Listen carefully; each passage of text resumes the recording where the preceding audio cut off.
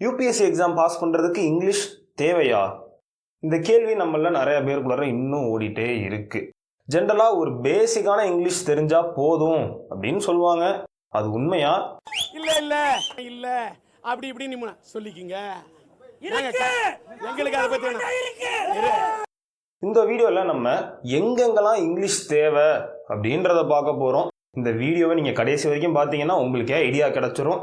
Video கடைசியில் நானும் என் ஒப்பீனியனை சொல்கிறேன். ஸோ இந்த வீடியோவை ஃபுல்லாக மறக்காமல் பாருங்கள். ஃபஸ்ட் எடுத்தோடனே கொஷின் பேப்பர்ஸ் எல்லாமே இங்கிலீஷ் அண்ட் ஹிந்தியில் தான் பிரிண்ட் ஆகிருக்க போகுது.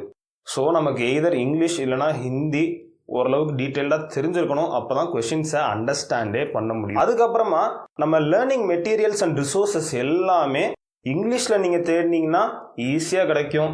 மற்ற ரீஜனல் லாங்குவேஜஸ் தமிழ்லலாம் பார்த்தோம்னா இன்னும் அந்த அளவுக்கு வரல. அதுக்கப்புறமா நம்ம ஸ்பெசிஃபிக்காக போவோமே, ப்ரிலிம்ஸ் எடுத்துக்கிட்டீங்க அப்படின்னா அதில் ஜிஎஸ் பேப்பரில் நம்ம நிறையா கெஸ்ஸிங் ஒர்க் பண்ணணும். அந்த மாதிரி கெஸ் பண்ணுறதுக்கு அந்த வார்த்தையோட மீனிங் என்னன்றது முதல் தெரியும். அட்வான்ஸான வேர்ட்ஸ் கொடுத்துருந்தாங்க அப்படின்னா அதனால் நம்ம கெஸ் பண்ண முடியாமல் போகக்கூடாது. அதுக்கப்புறமா ஆப்ஷன் எலிமினேஷன்லையுமே கொஞ்சம் லாங்குவேஜ் ஸ்கில்ஸ் அட்வான்ஸ்டு வேர்ட்ஸ் தெரிஞ்சுக்கிறது நமக்கு ரொம்பவே யூஸ் ஆகும். அடுத்ததான் நம்ம சிசாட் பேப்பருக்கு போனோம்னா சிசாட் பேப்பரில் ரீடிங் காம்ப்ரிஹென்ஷன் இருக்குது. அந்த ரீடிங் காம்ப்ரிஹென்ஷனை நம்ம ஓரளவுக்கு ஹேண்டில் பண்ணணும் அப்படின்னா அட்வான்ஸ்டான இங்கிலீஷ் தெரிஞ்சால் ரொம்பவே யூஸ்ஃபுல்லாக இருக்கும். அதுக்கப்புறமா நம்ம மற்ற கொஷின்ஸும் எடுத்துக்கிறோமே, நம்ம மேக்ஸ் நல்லா போட்டுருவோம். ஆனால் அந்த கொஷின் கொஞ்சம் காம்ப்ளெக்ஸாக லென்த்தியாக கொடுத்துருந்தாங்க அப்படின்னா அந்த கொஷினை அண்டர்ஸ்டாண்ட் பண்ண முடியலை அப்படின்னா சால்வ் பண்ண முடியாது. ஸோ மற்ற கொஷின்ஸை அண்டர்ஸ்டாண்ட் பண்ணுறதுக்கும் நமக்கு சிசாட்டில் இங்கிலீஷ் தேவை அப்படின்றத தெரிஞ்சுக்கோங்க. அடுத்ததான் நம்ம முக்கியமான மெயின்ஸுக்கு போனோம் அப்படின்னா நீங்கள் இங்கிலீஷ் மீடியம் தான் சூஸ் பண்ணி எழுதுறீங்க அப்படின்ற பட்சத்தில் 325 பேஜஸ் நீங்கள் இங்கிலீஷ் எழுத போகிறீங்க. அந்த 325 பேஜஸை வச்சு தான் உங்களோட ரேங்க், வேலை எல்லாமே தீர்மானிக்கப்படுது. நீங்கள் தமிழ் லிட்ரேச்சர் எடுக்கிறீங்க அப்படின்னா ஸ்டில் நீங்கள் 225 பேஜஸ் இங்கிலீஷ் எழுத போகிறீங்க. அந்த இங்கிலீஷ் நீங்கள் எழுதுறத பொறுத்து தான் உங்களோட ரேங்க் இருக்க போகுது. இங்கிலீஷ் மீடியம் தான் பெரும்பாலும் எல்லாரும் சூஸ் பண்ண போகிறோம். இதில் நம்ம இன்னும் பேப்பர் ஸ்பெசிஃபிக்காக போனோம் அப்படின்னா எஸ்ஏ பேப்பரை பொறுத்த வரைக்கும் கொஞ்சம் நல்ல இங்கிலீஷ் தெரிஞ்சு வச்சுருக்கிறது ரொம்பவே முக்கியம். ஏன்னா நம்ம சிந்திக்கக்கூடிய விஷயங்களை தான் அந்த பேப்பரில் எழுதுகிற மாதிரி இருக்கும். அந்த மாதிரி நம்ம யோசிக்கக்கூடிய விஷயங்கள் தமிழில் நல்லாவே யோசிச்சிருவோம். ஆனால் அதை இங்கிலீஷில் எப்படி எழுதுகிறோம் அப்படின்றது தான் மேட்டரு. அடுத்ததாக நம்ம சொல்ல வரக்கூடிய விஷயத்த தெளிவாக சொல்லணும். நம்ம எழுதுகிறப்போ இங்கிலீஷ் தெரியாதனால ஏதாவது மிஸ்டேக் விட்டோம் அப்படின்னா நம்ம சொல்ல வரக்கூடிய விஷயமே ப்ராப்பராக கன்வே ஆகாது. அதனால் மார்க் ரொம்பவே அடி வாங்குறதுக்கான வாய்ப்பு இருக்குது. ஃபைனலாக எஸ்ஏ பேப்பரை பொறுத்த வரைக்கும் எவ்வளோ ஐடியாஸ் ப்ரொவைட் பண்ணுறோம் அப்படின்றத பொறுத்து தான் நம்மளோட மார்க் பூஸ்ட் ஆகும். இதில் நம்ம ரொம்ப ஆவரேஜான மினிமம் இங்கிலீஷ் தான் வச்சுருக்குறோம் அப்படின்னா ஒரு பர்டிகுலர் பேஜில் ஒரு ஐடியா இல்லைன்னா 2 ஐடியா தான் நம்மளால் கொடுக்க முடியும்.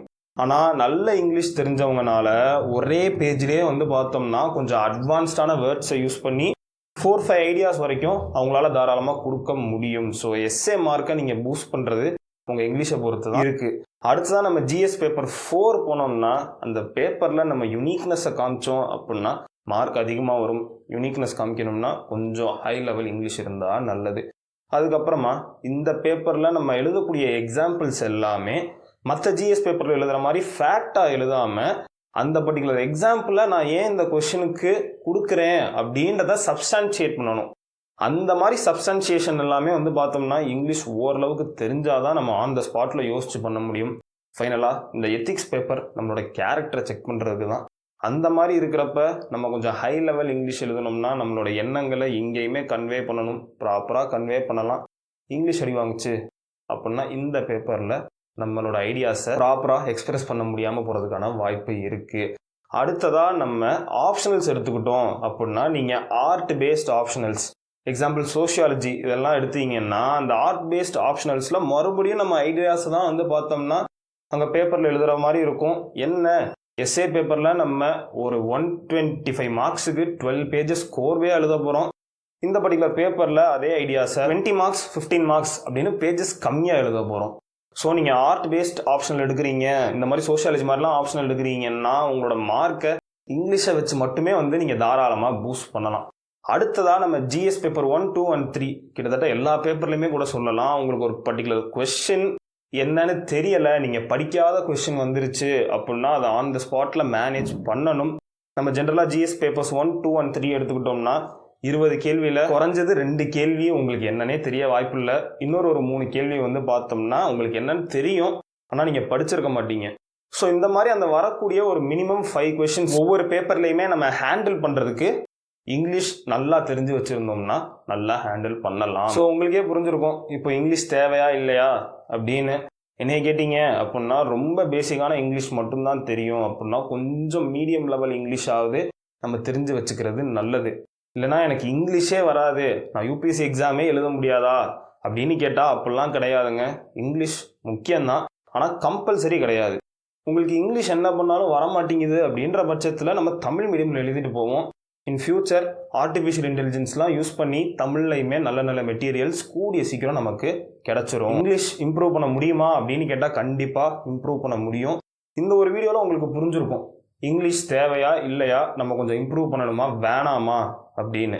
எப்படி இம்ப்ரூவ் பண்ணணும் அப்படின்றத நீங்கள் தெரிஞ்சுக்கணும்னு நினச்சிங்கன்னா மறக்காமல் கமெண்ட் செக்ஷனில் சொல்லுங்கள். அந்த இங்கிலீஷ் இம்ப்ரூவ்மெண்ட் வீடியோவை நீங்கள் மிஸ் பண்ணிடக்கூடாதுன்னு நினச்சிங்கன்னா மறக்காமல் சப்ஸ்கிரைப் பண்ணிக்கோங்க. இங்கிலீஷ் தேவையா இல்லையா அப்படின்னு குழப்பத்தில் இருக்கக்கூடிய உங்கள் ஃப்ரெண்ட்ஸ் எல்லாத்துக்கும் மறக்காமல் இந்த வீடியோவை ஷேர் பண்ணுங்கள். அடுத்ததாக இதே மாதிரி யூபிஎஸ்சி எக்ஸாம் ரிலேட்டடாக கிளாரிட்டி கொடுக்கக்கூடிய இன்னொரு வீடியோவில் சந்திப்போம்.